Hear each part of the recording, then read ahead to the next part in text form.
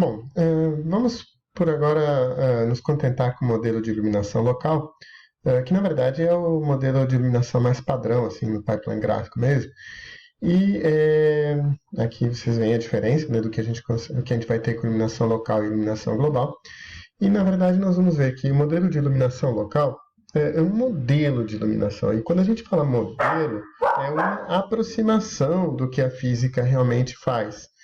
No caso da iluminação baseada em vértices, como nós estamos vendo agora, nós vamos, lembrem que nós vamos iluminar os 3 vértices de um triângulo, a encontrar qual é a cor de cada um desses 3 vértices, para depois fazer uma interpolação do interior desse triângulo, os pixels que preenchem esse triângulo. Essa interpolação, obviamente, vai poder sofrer vários efeitos através dos shaders, e vamos poder simular certos fenômenos que não seria possível através de uma rasterização convencional.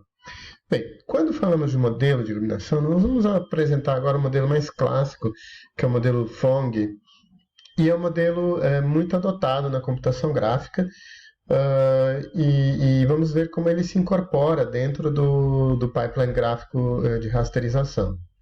Bem, o modelo de Phong, ele vai dividir a iluminação em 3 componentes diferentes. Primeiro, o componente ambiente, o componente difuso e o componente especular. Vamos ver cada um desses e o que é cada um desses. O componente ambiente é a parte da luz que não vem diretamente da fonte de luz. Em um modelo mais sofisticado de Global Illumination, nós vamos fazer uma computação bem sofisticada para ver de onde estão vindo esses raios indiretos, simulando, por exemplo, todo o percurso dos raios de luz numa cena. Mas no modelo de rendering em tempo real, onde a gente não vai ter toda essa sofisticação, nós não temos muito como fazer, e basicamente o que nós vamos assumir como luz ambiente? Nós vamos assumir que é um valor constante para toda a cena. Então, basicamente, se nós somente tivéssemos iluminação ambiente no modelo sem Global Illumination mais sofisticado, nós teríamos uma iluminação como este boolean. Tudo seria igual, porque assumimos que a iluminação que vem do ambiente é um valor constante para todos os pontos da cena. Então, basicamente, o componente ambiente dentro no Phong, nós vamos calcular desta forma aqui, muito simples. É a cor do material vezes a intensidade da luz ambiente. Se a luz ambiente for 0, por exemplo, não importa que cor é o material, 0 vezes o material vai dar 0, e aqui a cor do objeto vai ficar preto. É claro que assim, as cenas geralmente vão ter um pouquinho de luz ambiente, caso contrário, onde não houver luz, vai ser tudo absolutamente escuro. Graças a essa componente ambiente, a gente vai poder enxergar mesmo onde a luz não chega diretamente. Bem, e como vocês podem ver, basicamente o vértice vai multiplicar a cor do seu material por uma constante ambiente que descreve como é a intensidade da iluminação ambiente daquele lugar. O segundo componente, ele se chama componente difuso. E o componente difuso já se deve realmente à incidência de raios de luz diretamente sobre um determinado ponto. Então, observem esta figura aqui, e o que acontece? Aqui temos um feixe de luz chegando, neste ponto, e o que acontece é que se essa superfície fosse completamente espelhada, esse raio de luz seria refletido numa única direção, com o mesmo ângulo de incidência aqui em relação ao normal. No entanto, microscopicamente, essa superfície é toda rugosa. E por ela microscopicamente ser rugosa, o que acontece com os raios de luz que chegam numa determinada direção? Eles são difundidos, eles são espalhados para todas as direções. Então, nós dizemos que no modelo difuso, um raio de luz chega e ele se espalha para aquele ponto igualmente para todas as direções.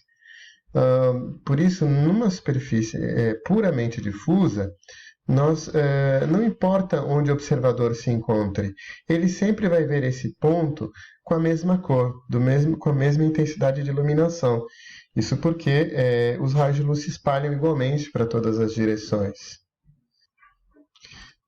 Nesse sentido, nós vamos dizer que a intensidade de luz, a intensidade da cor deste ponto, ela não vai depender mais assim, da posição da luz, do ângulo, desculpa, da posição do observador, mas ela vai depender do ângulo de incidência. Então, se a luz chega com esse ângulo, ela vai ter esse ponto vai ter uma iluminação com menor intensidade do que uma luz que chega com este ângulo, ou uma luz que chega neste ângulo, ou até mesmo uma luz que chega bem perpendicular, ops, não sei o que aconteceu aqui, e que neste caso a gente pode imaginar que a iluminação bem intensa nesse ponto aqui.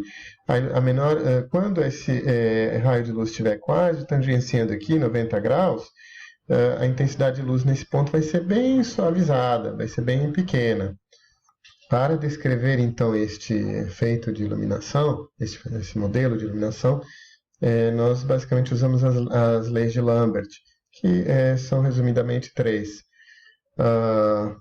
Primeiro, a iluminação de um ponto de uma superfície através de um raio de luz perpendicular ao mesmo é proporcional ao inverso da distância ao quadrado. Isso significa que quanto mais distante a luz estiver fisicamente do ponto iluminado, a intensidade vai ser inversamente proporcional a essa distância ao quadrado.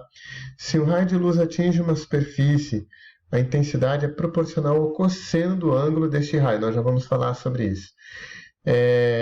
E a intensidade de luz decresce exponencialmente de acordo com a distância da fonte no meio de absorção.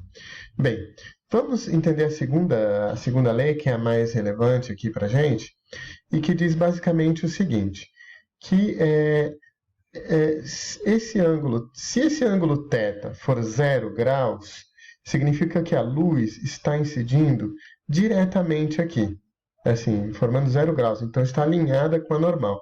Podemos imaginar que é a intensidade máxima de iluminação. Se o θ for 90 graus, a luz está vindo aqui praticamente tangenciando a superfície. Portanto, forma 90 graus, que seria a intensidade mínima. Então, se a gente tirar cosseno, se a gente calcular o cosseno de 0, vai dar 1. E o cosseno de 90 graus vai dar 0. Então, o que o modelo difuso diz vamos aproximadamente, obviamente, assumir que a intensidade de iluminação vai ser a intensidade da luz vezes o cosseno desse ângulo θ aqui. Portanto, se θ for 0, vai ser a luz vezes cosseno de θ, que dá 1, cosseno de 0 dá 1, e então vai ser a própria cor aqui da superfície. Se esse θ for 90, muito próximo a 90, cosseno de 90 dá 0, ou um valor próximo de 90 vai dar muito próximo de 0, 0 vezes qualquer coisa vai dar 0, um valor muito pequenininho, e, portanto, independente da cor, nós vamos ter que a intensidade de iluminação aqui vai ser 0, portanto, preto. Então, nós dizemos que a intensidade de iluminação vai ser inversamente proporcional, ou diretamente proporcional, perdão, ao cosseno de θ, ou inversamente proporcional ao θ. Bom, é uma forma, assim, a gente poderia vir calcular qual é esse ângulo θ e a partir daí tirar o cosseno dele e calcular a iluminação nesse ponto, mas, enfim, vamos ter problemas aí de aproximação, calcular o cosseno não é também uma tarefa tão trivial, para cada ponto temos que fazer isso, para cada vértice, e existe uma maneira muito fácil de calcular o cosseno de θ, assumindo que o produto escalar entre dois vetores é o cosseno de θ vezes a norma de um pela norma do outro. Ora, se nós assumimos que o vetor normal e o vetor luz são vetores normalizados, portanto de tamanho 1, e como vocês estão vendo aqui, o tamanho do vetor não importa, então a gente pode escalar esses vetores para o tamanho que a gente quiser. Então, nós podemos dizer que L escalar e produto escalar N normal vai ser o próprio cosseno de θ.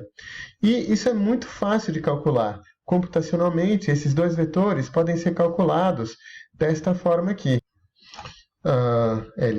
Componente x de L vezes a componente, desculpa, está errado aqui, x de N, mais a componente y de L vezes a componente y de N, mais a componente z de L vezes a componente z de N.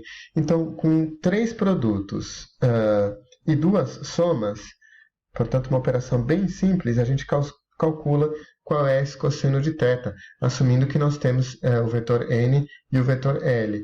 O vetor n, como nós vamos ver, nós já vamos ter sempre, na verdade, todo vértice pode carregar consigo já a sua normal. Então, é um valor que nós já vamos ter na própria geometria. Bem, fazendo isso, então, nós já vamos ter uma iluminação como esta que nós estamos vendo, onde nós temos um gradiente de iluminação. Esse gradiente está em função do cosseno de θ, do cosseno do ângulo formado entre a superfície normal de cada ponto, e nós já temos aí uma iluminação bem interessante. E observem que não importa onde está a câmera, sempre, de qualquer ponto de vista, um determinado ponto aqui que a gente pegar do bule vai ter a mesma cor para o observador, mesmo que ele mude de posição. Isso em função do fenômeno difuso. Então, para terminar, nós vamos ter que a componente difuso de uma iluminação vai ser o material, portanto, a cor de um determinado vértice, vezes o cosseno do θ, cosseno formado entre a normal e o vetor luz. E assumindo que a gente pode fazer um produto escalar, caso eles sejam normalizados. Então, a partezinha da equação Phong da componente difusa vai ser o material, K, que a gente vai representar por K, vezes o produto escalar da normal pelo vetor luz.